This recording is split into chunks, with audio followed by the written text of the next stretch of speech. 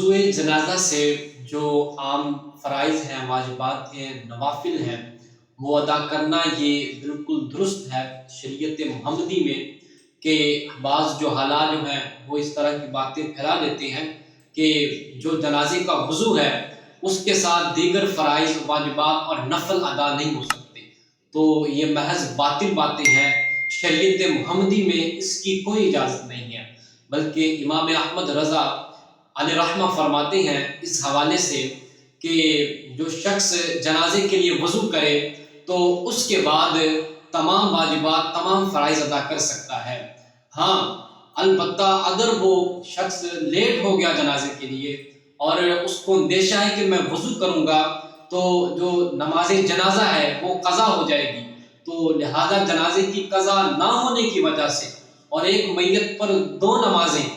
نہ ہونے کی وجہ سے اب اس کو جو شریعت ہے اس نے اجازت دی ہے کہ وہ تیمم کر لے، تو جو تیمم ہوگا